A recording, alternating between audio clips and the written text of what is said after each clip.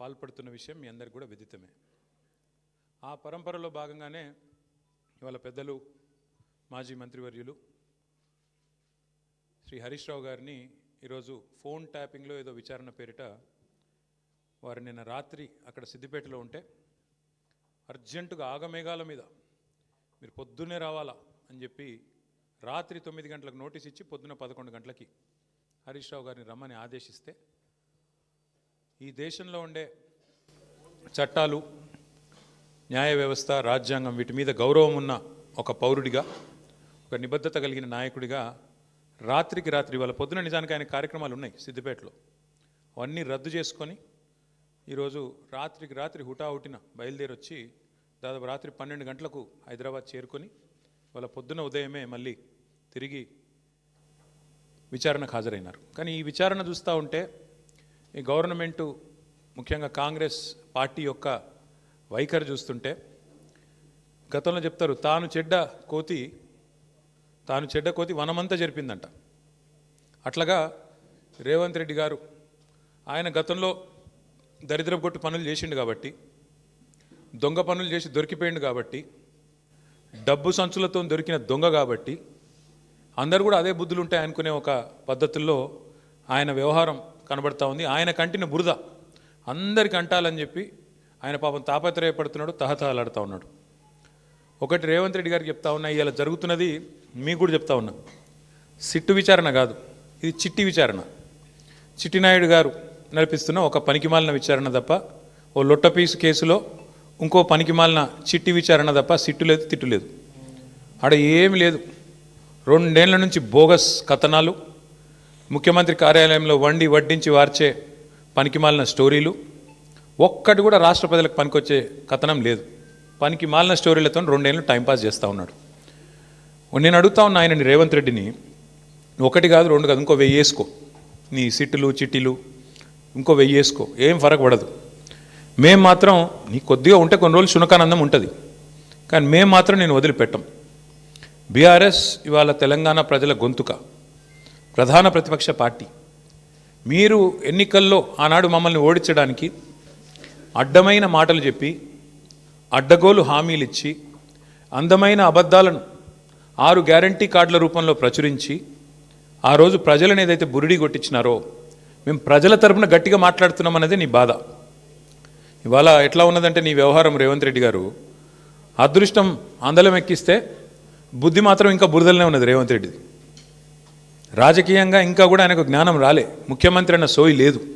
తెల్లారి లేస్తే కేసీఆర్ గారిని తిట్టడం, మా పార్టీ నాయకులను తిట్టడం, పనికిమాలిన బూతులు మాట్లాడడం, పనికిమాలిన పని చేయడం తప్ప. అందుకే అంటున్నా నేను, అదృష్టం అందలం ఎక్కించిన బుద్ధి మాత్రం బురద బుద్ధే రేవంత్ రెడ్డిది.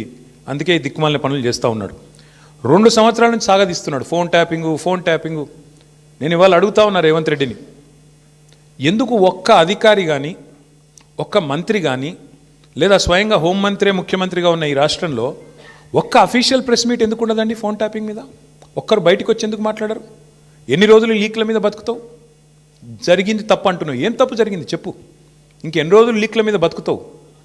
ఎన్ని రోజులు లీకులు ఇచ్చుకుంటా, ఫలానా వల్లదైంది, ఇదైంది, అల్లమైంది, బెల్లమైంది, పనికిమాలిన లీకులు తప్ప ఒక్క అధికారిక ప్రెస్ మీట్ ఈరోజు వరకు ఉందా?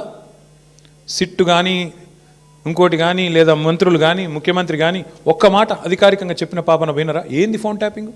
ఎవరి ఫోన్ ట్యాపింగ్? ఎక్కడ ఫోన్ ట్యాపింగ్? ఏం జరిగింది? రాజకీయ వేధింపులకు ఇంకా విచిత్రం ఏంటంటే, హరీష్ రావు గారి మీద కుట్ర, ఎవరో ఒక ఆయన సిద్దిపేటలో ఆయన మీద రాజకీయ ప్రత్యర్థిగా ఉన్న ఆయనతోని కేసు పెట్టిస్తే హరీష్ రావు గారు న్యాయస్థానాన్ని ఆశ్రయించినారు, హైకోర్టు పోయినారు. హైకోర్టు కొట్టేస్తే ముఖ్యమంత్రి గారు ఆయన ఆరాటం ఎట్లాంటిదంటే హరీష్ రావు గారిని జైలుకు పంపాలని సుప్రీంకోర్టుకు పంపించినాడు ఈ కేసును. హైకోర్టు కొట్టిస్తే ప్రభుత్వ పైసలతోని, ప్రభుత్వమే పెద్ద న్యాయవాదులు గంటకు ₹1 కోటి తీసుకునే న్యాయవాదులను పెట్టి ప్రజల పైసలతోని సుప్రీంకోర్టుకు పోయినాడు. సుప్రీంకోర్టు కూడా కొట్టేసింది. అయినా నీకు సిగ్గు రాలేదా?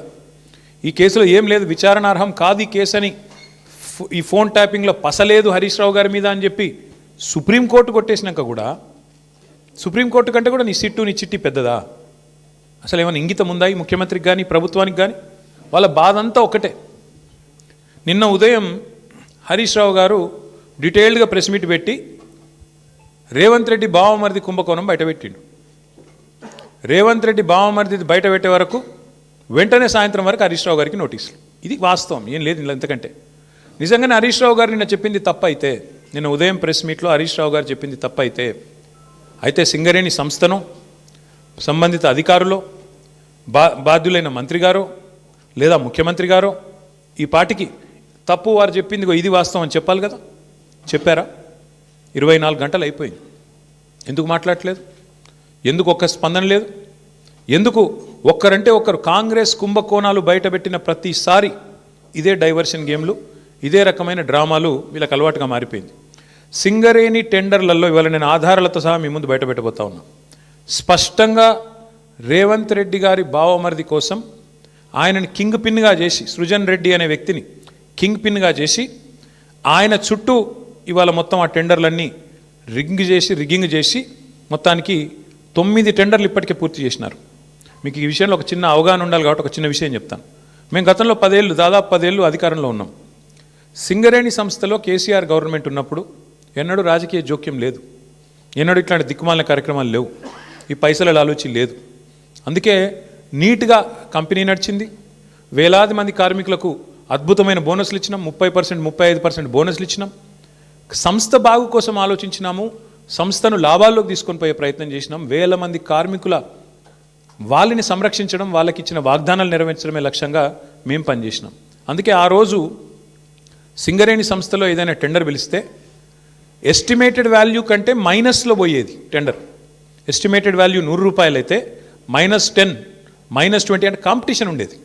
కాంట్రాక్టర్లు ఒకరితోనొకరు పోటీపడి మైనస్లో బిడ్ చేసిన పరిస్థితి, దేశవ్యాప్తంగా కాంట్రాక్టర్లు పార్టిసిపేట్ చేసిన పరిస్థితి.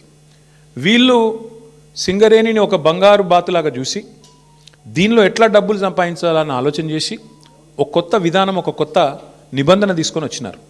ఆ నిబంధన ఏందయ్యా అంటే, ఎందుకంటే సింగరేణి దక్షిణ భారతదేశంలోనే అతిపెద్ద కోల్ బ్లాక్, భారతదేశంలోనే అతిపెద్ద కోల్ బ్లాక్స్లో ఒకటి. అందుకే ఏం చేసినారు వీళ్ళు, చాలా ఆలోచన చేసి ఈ సృజన్ రెడ్డి అనేవాడు, ఆయనతో పాటు అక్కడ సింగరేణి సంబంధించిన అధికారులు, మరి బట్టి గారికి తెలిసి జరిగిందా తెలియక జరిగిందా, ముఖ్యమంత్రి గారికి అనుసరణలో జరిగిందా నాకు తెలియదు, కానీ ఈ సృజన్ రెడ్డి అనే వ్యక్తి మొత్తానికి ఒక కండిషన్ పెట్టించినాడు. ఏమని? ఖచ్చితంగా ఇప్పుడు ఉదాహరణకు మీరు తెలంగాణలో ఉన్నారు, ఎక్కడో జార్ఖండ్లో కోల్ బ్లాక్ ఉంది, మీకు కంపెనీ ఉంది, మీ కంపెనీకి అర్హతలు ఉన్నాయి, వాళ్ళు టెండర్ పిలిచారు, మీరు డైరెక్ట్గా ఆన్లైన్ టెండర్ వేయచ్చు. ఇవాళ రేపు మొత్తం ₹1,00,000 వరకు కూడా ఆన్లైన్ టెండరే కదా ఇవ్వాలి. 1,00,000 దాటింది అంటే ఈ టెండర్, ఈ ప్రొక్యూర్మెంటు, ఈ టెండర్.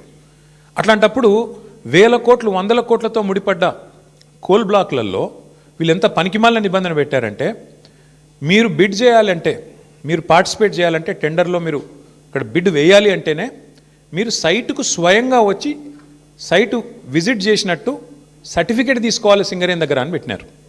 అంటే దీని ఉద్దేశం ఏంది? ప్రపంచంలో ఇప్పుడు ఆస్ట్రేలియా వాడు ఉంటాడు, అమెరికా వాడు ఉంటాడు, వాడు సింగరేణి బిడ్లో పార్టిసిపేట్ చేయాలంటే వాడు స్వయంగా రావాలా, వచ్చి సింగరేణి అధికారులను కాలు పట్టుకొని, వాళ్ళని వేలు పట్టుకొని బతిమలాడి ఆ సర్టిఫికేట్ తీసుకోవాలి, సైట్ విజిట్ చేసినా అని. వీళ్ళు ఏం చేస్తున్నారు? సైట్ విజిట్కి రాగానే ఆ కంపెనీ పేరు, మేనేజింగ్ డైరెక్టర్ పేరు, CEO పేరు, ఫోన్ నంబరు అన్నీ రాసుకుంటున్నారు. రాసుకొని సుజన్ రెడ్డి స్వయంగా బెదిరిస్తున్నాడు ఫోన్ చేసి, నేను ముఖ్యమంత్రి బామ్మర్ది మాట్లాడుతున్నా, మీరు ఇందులో పాల్గొనొద్దు అని బెదిరిస్తున్నాడు. వినలేదనుకో, మేము వేస్తామా, మాకు సీనియారిటీ ఉందంటే వెంటనే ఏం చేస్తున్నారు? వాళ్ళకి సర్టిఫికేట్ ఇస్తలేరు, వాళ్ళు సైట్ విజిట్ చేసినట్టు కూడా సర్టిఫికేట్ ఇవ్వట్లేదు, తద్వారా వాళ్ళు పార్టిసిపేట్ చేయకుండానే ఎగరగొడతా ఉన్నారు. ఇది జరుగుతూ ఉంది సింగరేణిలో. ఇప్పుడు నైనీ కోల్ బ్లాక్ ఏదైతే నిన్న బట్టి విక్రమార్క గారు రద్దు చేశారో, ఆ రద్దు వెనుక ఉన్నది కూడా వాటాల పంచాయతీ, మీకు తెలుసు. అట్లాగే ఈరోజు సింగరేణిలో జరుగుతున్నది కూడా అచ్చంగా ఇదే ఆధారంగా, ఇదే పద్ధతుల్లో ఏం జరిగింది అంటే, ఇప్పుడు నేను చదివి వినిపిస్తాను, మీరు వినండి. ఇది కొత్తగా ప్రారంభమైంది కాదు. రేవంత్ రెడ్డి గారి గవర్నమెంట్ రాగానే, కాంగ్రెస్ గవర్నమెంట్ రాగానే ఈ దోపిడీ స్టార్ట్ అయింది. ఎప్పుడు స్టార్ట్ అయింది? ఫిబ్రవరి 24 నుంచి స్టార్ట్ అయింది. ఫిబ్రవరి 20 రోజు ఎంక్వైరీ డేటు, ఒక 385 కోట్లది టెండర్ పిలిచిండ్రు. అప్పుడు ఇంకా ఈ సైట్ విజిట్ పెట్టినట్టు లేరు, అందుకే అప్పుడు కూడా లెస్లనే పోయింది.